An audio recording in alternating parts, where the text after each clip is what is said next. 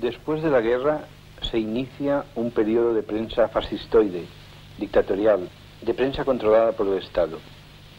Nace de este modo una prensa con color, el color azul naturalmente.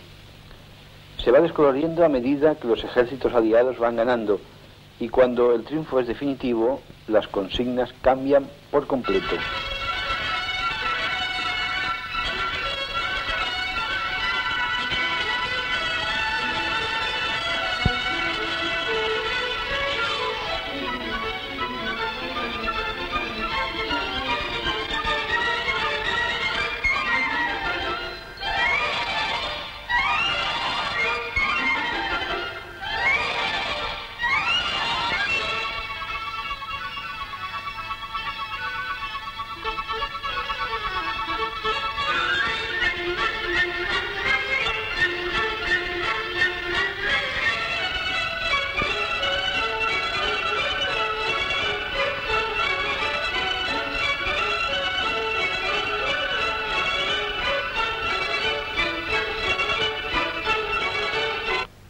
Se va liberalizando hasta más próximo a nuestros días el gobierno en que Ullastres y Fraga ocuparon sendos ministerios.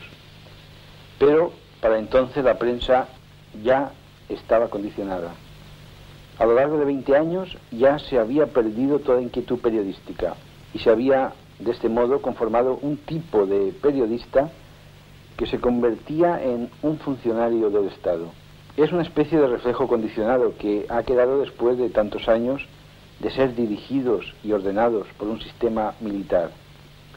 La profesión periodística ha sufrido un tal lavado de cerebro que ya redactan, o mejor, redactamos, escribimos y confeccionamos los periódicos al gusto del gobierno, de forma que éste casi hoy no tiene necesidad de imponer una censura. Con la apertura más o menos grande aparecida en este periodo, surge el nuevo fenómeno de la empresa periodística. Pero esta empresa está también controlada por el capitalismo. La prensa periodística en España se divide en dos grandes bloques. La gubernamental, financiada por el movimiento, y otra que es la que depende de los grupos económicos de presión o ligada a dinastías periodísticas, como por ejemplo La Vanguardia en Barcelona y ABC en Madrid.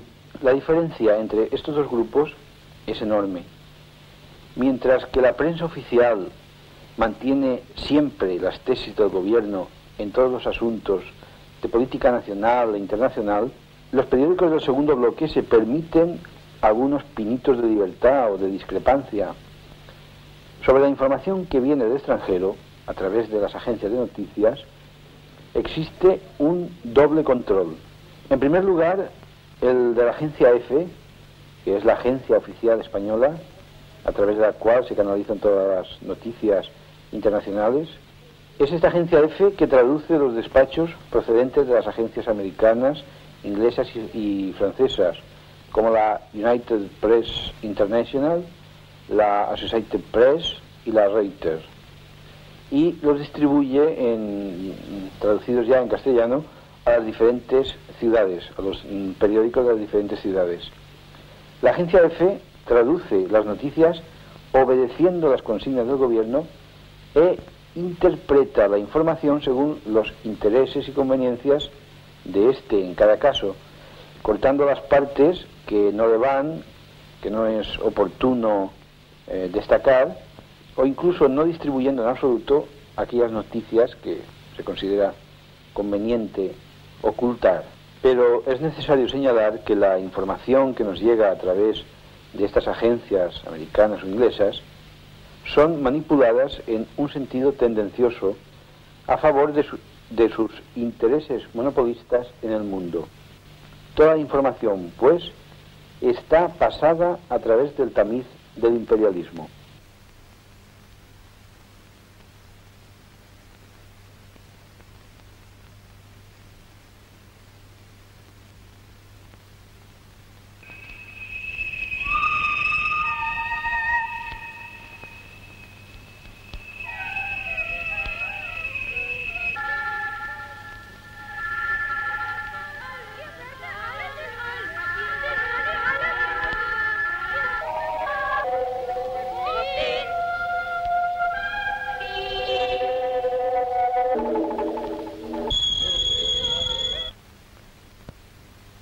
El segundo control que se ejerce sobre las noticias queda al criterio de las propias empresas, en las cuales se da el caso curioso de que se ejerce este control con un espíritu todavía más estrecho y cerrado.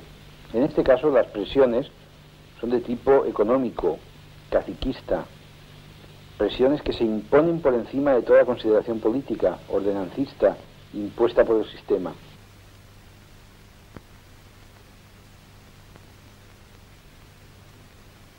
Entre las agencias que distribuyen información nacional está la Cifra, que es la agencia oficial que transmite noticias especialmente sobre inauguraciones, aniversarios, ceremonias, desfiles, bendiciones, etc. Existe también la agencia Europa Press, que pertenece al grupo de presión del Opus Dei. En ningún momento estas agencias representan un concepto de tipo moral, ético, etc. Lo único es intereses económicos. La noticia es aquí una mercancía, zapatos, patatas, etc. Por todo esto, los periódicos españoles ofrecen unas páginas de información local mortecinas, pagadas, sin interés, que se limitan a reflejar la vida de sociedad, los hechos intrascendentes, los juegos florales, las bendiciones, etc., y cuyo tubo de escape principal son los deportes.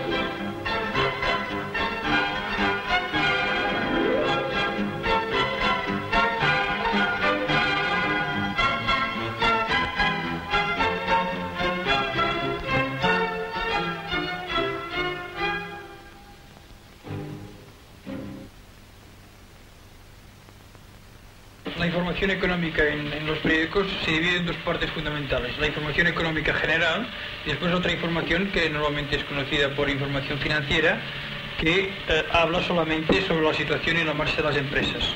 Esto dentro de la prensa de aquí son dos mundos, es decir, en el de la económica general, que es donde nosotros trabajamos, se opina sobre la marcha de la economía española, de sus sectores, de la economía mundial, mientras que en la otra parte, la financiera, normalmente se hace por un mecanismo por el que las empresas dan en forma de noticia un material que realmente es publicitario, por ejemplo, informando sobre su marcha, etc.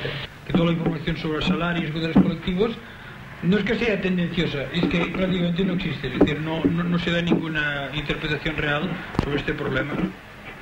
Aquí sucede una cosa, que normalmente pues tenemos censura. En primer lugar, una censura que, como ya llevamos un tiempo escribiendo, normalmente ya nos aplicamos, ¿no? Porque ya lo conocemos, entonces ya llevamos el artículo como que el artículo para nosotros es una forma de ingreso, normalmente ya llevas el artículo de tal forma que lo crees posible, ¿no? Entonces resulta que ya tienes un marco que es lo fijado por el sistema, que lo conoces y te mueves dentro de él. Solamente en todos estos últimos años solamente ha habido un tema sobre el que en un momento determinado se ha podido decir lo que se quiere. Es decir, por parte del Ministerio de Información y Turismo se indicó en un momento determinado que sobre el caso Matesa se podía decir absolutamente todo. Entonces, claro, ese todo era un todo relativo, porque era un todo la libertad que marcaba la lucha entre dos grupos, diríamos los falangistas del Opus Dei, que estaban en el gobierno sobre esta cuestión. Pero cuando había alguna información sobre Matesa que intentaba ligar el caso de esta empresa con la marcha económica del régimen, con los aspectos económicos del régimen, tampoco salía. Ahora, sobre los demás temas normalmente no hay libertad. En todo esto lo que tenemos los economistas es una ventaja que al mismo tiempo es una trampa, ¿no? La ventaja es que como tenemos una terminología que muchas veces la gente no entiende, se nos permite decir en esta terminología muchas más cosas. Pero claro, muchas más cosas que solamente son asequibles para el pequeñísimo círculo de gente que ha tenido una formación económica, que es muy pequeña. Entonces esto hace que es un problema de que lo que te da más libertad es precisamente el que te entiende menos gente. Y aquí está la contradicción. Y cuando te entiende mucha gente es cuando te censuran los artículos o pasan problemas de esto. De este modo, el director es una persona acosada por estos dos controles, y esto origina que a veces funcione el control de la empresa con una autocensura y a veces el control del gobierno. En los periódicos estamos cansados de recibir a jurados de empresa, estudiantes, obreros, que vienen con noticias de sus problemas, con cartas llenas de firmas, y que luego no publica nada. Y si se publica, hay los consiguientes disgustos a nivel empresarial o a nivel político. Como ejemplo, vale el hecho de la última huelga producida en AEG en Tarrás. Todos los periódicos publicaron una nota de la empresa, la cual, por cierto, estaba en contradicción con lo que esta misma empresa había escrito a la puerta de la fábrica para advertencia de los trabajadores, y los obreros, naturalmente, no tuvieron derecho a réplica. Este derecho termina a un cierto nivel. Esto nos demuestra clarísimamente al servicio de quién está la prensa, y evidentemente no es al servicio de los trabajadores, sino al servicio de las empresas y al servicio de la burguesía.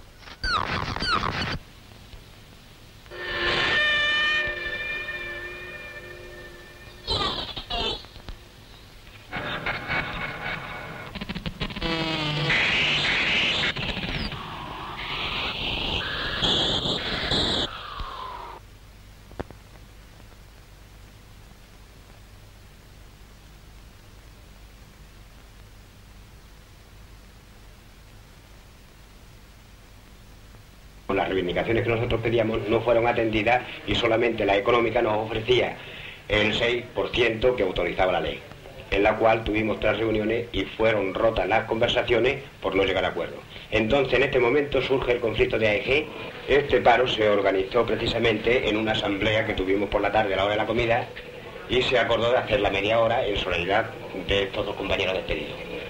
Los trabajadores tomamos conciencia de la situación y hicimos una asamblea general en la cual se tomaron los acuerdos y la acción que iba a determinar el conflicto por este acto deliberado de la empresa que fue el despido de todos los compañeros.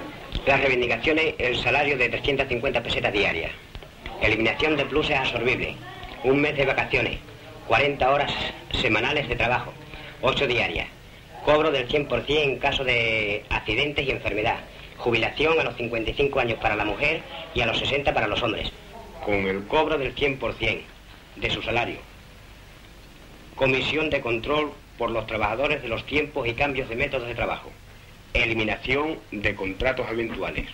Como contrapartida, la empresa nos ofrece un 6,5% fijo y un 8,5% compensable, con los pluses absorbibles, cosa que no fue aceptada e indignó más a los trabajadores. Entonces no teníamos sitios donde ir a concentrarnos, pidiéndolo al sindicato, el cual nos contestó de que no podíamos reunir allí porque no había salas para reunir a 1.800 trabajadores. Y este es el motivo el cual tuvimos que ir a hacer nuestras asambleas a la parroquia San Cristóbal de Caninglada. En estas asambleas fundamentalmente se informaba a los trabajadores, a los 1.000 y a 1.500 trabajadores que allí cada día nos reuníamos, los primeros días, se informaba de las últimas noticias que la empresa iba actuando. Allí tomamos los acuerdos, allí discutíamos todos los problemas que en el momento teníamos planteados y se llegaban a las resoluciones que colectivamente la asamblea nos eran más óptimas en aquel momento. Dado el carácter del tiempo que hemos estado 2 meses y pico en huelga, una duración tan grande, no tener tuviéramos un sindicato nuestro donde pudiéramos reunirnos y pudiéramos hablar con más libertad, teniendo en cuenta de que estamos en un país que no existe libertad, aunque la propaganda lo diga. Los trabajadores no tenemos derecho a nada en este país. Teníamos que valernos de todas las formas y mañas para poder unirnos. Y esta asamblea ha sido precisamente una lección para todos los trabajadores de la forma que podemos desarrollar nuestra lucha y democráticamente acordar las decisiones que allí se tenían en cuenta entre todos. Entonces nosotros intentemos solamente que mandar una carta mandando los hechos reales de cómo sucedió el conflicto y cuáles fueron sus características. Nunca hemos tenido la idea de que la prensa va a colaborar en un sentido nuestro, sino todo lo contrario. Los motivos principales de esta reclusión en la catedral eran precisamente, muy concreto, las detenciones de los últimos días con motivo del conflicto AEG. Había habido, aquel día habían 17 detenidos, algunos de ellos habían sido perseguidos a la salida del templo de la parroquia de Caninglada, incluso con tiros al aire. Así habían detenido varios, y entonces nosotros protestábamos por estos. Pues la posición del arzobispo, luego nos enteramos que lo que nos habían dicho los de la Brigada Político-Social era verdad. O sea, el señor arzobispo había dado órdenes de que nos sacaran de allí como fuera. Nosotros pasamos una nota a la prensa que fue prácticamente ignorada por toda la prensa, y lo que realmente la prensa publicó a grandes titulares fue la nota del arzobispado sobre el encierro en la catedral. Bien, el 27 de abril, en la misa concelebrada, solemne por 40 monjes y sacerdotes, que presidida por el padre Abad, uno de los sacerdotes se dirigió a los micrófonos después de la homilía pronunciada por el mismo padre Abad. El sacerdote no pudo leer el texto porque desconectaron el micrófono y cuando intentó explicar a viva voz su propósito, los acordes del órgano ahogaron su voz. Apenas tuvo tiempo de decir simplemente que a algunos de los cristianos allí presentes resultaba imposible la celebración de la Eucaristía por la presencia del ministro de la Gobernación, principal responsable de la represión del mundo obrero y de los derechos fundamentales de la persona humana en nuestro país. Tras estas palabras, 6 de los sacerdotes concelebrantes se retiraron del altar. El texto íntegro para dicho acto, que no pudimos leer, decía así: movidos por la palabra de Dios que nos exige, antes de depositar las ofrendas al altar, haz las paces con tus hermanos, a un grupo de cristianos presentes en esta reunión nos resulta muy difícil, por no decir imposible, la celebración de la Eucaristía con la presencia del ministro de la Gobernación, responsable de la represión del mundo obrero, intelectual y de todos los derechos básicos de la persona humana. Por esta razón creemos no poder en conciencia compartir esta presencia y nos retiramos de esta celebración de la Eucaristía. Por otra parte, para nosotros Montserrat consta de libertad e independencia frente al poder opresor, pero la invitación al ministro responsable de la opresión en nuestro país era una traición al mundo de los oprimidos con el que nosotros nos sentimos comprometidos. Tenemos la prueba, además, evidente de la utilización que hicieron de dicho acto los grandes medios de difusión de nuestro país, prensa, radio y televisión. Sin duda, la presencia del ministro constituyó una manifestación política de grave significado en el mismo santuario de donde hacía un año habían salido las críticas más duras contra el estado de excepción.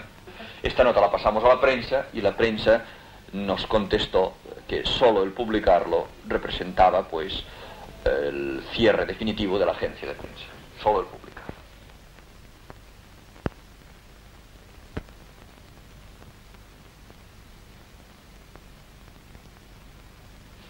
Si en una determinada fábrica o barrio obrero surge cualquier tipo de lucha, una huelga, una acción, manifestación, etcétera, la prensa se ve obligada a tratarlo casi de escondidas, como si fuera un pecado, como un suelto confeccionado a una sola columna, como máximo dedicado, y la mayor parte de las veces, claro, falseado.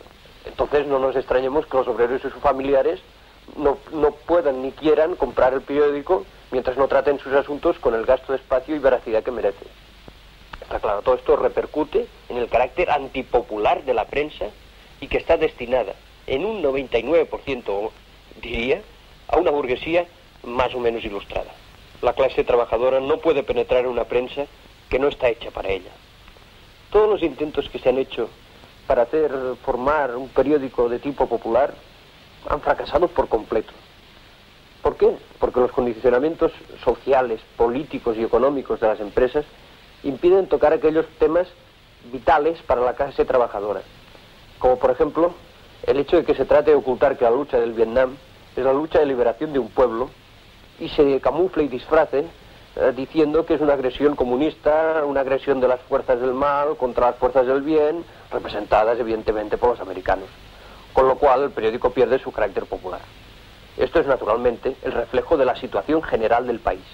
España es una dictadura y por lo tanto su prensa es la de la burguesía monopolista constituida en dictadura. El trabajador no puede nunca esperar en estas circunstancias representativos, populares. De este modo, al igual que la burguesa, la de los propietarios, trata todos los problemas, incluso los laborales, desde el punto de vista de los empresarios. El público está desarmado. Lo único que pueden hacer es oír las emisoras extranjeras, como único modo de saber lo que pasa fuera y aquí, cuando estas emisoras no están interceptadas. Otro medio es comprar la prensa extranjera, para, evidentemente, el que sepa idiomas, aunque aquí solamente entre la prensa de derechas o todo lo más centro como Le Monde o alguna cosa así, que además cuando trae algo que interesa al pueblo o algo desfavorable al régimen no entra. Yo aconsejaría a la gente que siempre que lea un periódico lo haga con un espíritu crítico y escéptico, que de entrada no se crea nada por el hecho de que salgan letras gordas en el periódico, que siempre ponga todo en duda y contrasten y comparen y descubran las contradicciones en que cae la prensa. Que es leer entre líneas, buscar las noticias, no fiarse de los títulos, porque normalmente muchas veces los títulos son más censurados que el interior del artículo, intentar ver ya el inverso de lo que está leyendo, por ejemplo, esto puede ser en ciertas ocasiones una práctica. En esto habría que hacer algunas recomendaciones a las organizaciones populares, y es que para la lucha política, creo yo, es fundamental que inculquen a las masas el hábito de leer los periódicos y sobre todo enseñar a leerlos, que se cree su propia prensa alternativa, que lleven siempre y sistemáticamente las noticias a los periódicos para poder influir sobre los periodistas y para que éstas salgan, machacando en lo posible y agotando todas las posibilidades que hay en este sentido. Las organizaciones populares y los movimientos que están en lucha han de llevar las noticias a los periódicos. No se han de autocensurar ellos como se hacen los periodistas y los mismos periódicos. Que si de 10 noticias se publica una, pues mejor que salga una que no salga ninguna. Y insistiendo y machacando y repitiendo y volviendo con las noticias es la manera para que cada vez vayan tomando más importancia, para que cada vez salgan más cosas y para que cada vez tengan el lugar que, en fin, tienen que tener. Está claro que, como hemos dicho antes, pues esto no se resolverá mientras duren las circunstancias actuales, pero sí que vaya saliendo más información sobre las luchas de la clase obrera, más información sobre el movimiento popular. Las acciones populares, las acciones de masas, contra las falsedades evidentes. Eso es un camino y me parece la manera más fundamental como puede incidir el movimiento popular sobre los periódicos. Con esa presión, con esas acciones, cuando la falsedad de las noticias sea evidente, cuando se falsee de manera tan clara como se hace últimamente, las acciones de este tipo, de quema de periódicos, de boicot, etcétera, son las armas fundamentales que tiene el pueblo para combatir esta falsa información.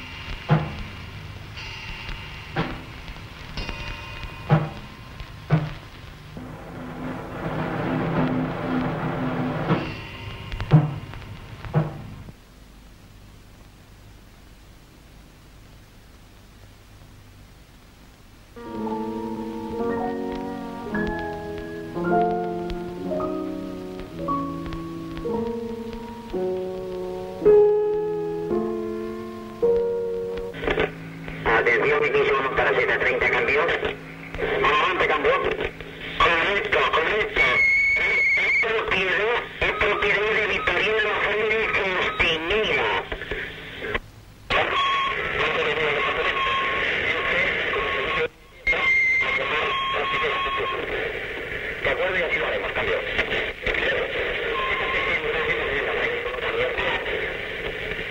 14,50. Está en las mismas condiciones que el 50. Hemos recogido toda la propaganda distribuida por aquí en la calle de Aribau y no tiene ninguna más, cambio.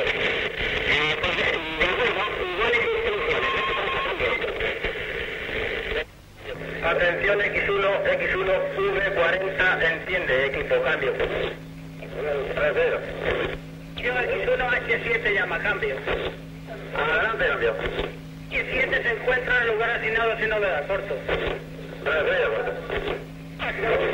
X1 llama a 50, cambio. Adelante, cambio. 50 ha llegado al lugar asignado sin novedad, cambio. Corto. Atención, X1M6 llama, cambio. Adelante, cambio. Encuentra el lugar asignado sin novedad, cambio. Atención, X1 llama H13, cambio. Adelante, H13, cambio. H13 se encuentra en el lugar asignado y sin novedad, cambio. Bueno, H11 comunica que en dirección hacia el Palacio de Deportes viene centenares de personas, chicos jóvenes. Bien, un momento, ahora lo confirmaremos, cambio. No obstante, dice el oficial de dirección que no pierdan de vista este sitio. No parece que a la salida, al agruparse todo, pasa algo, campeón.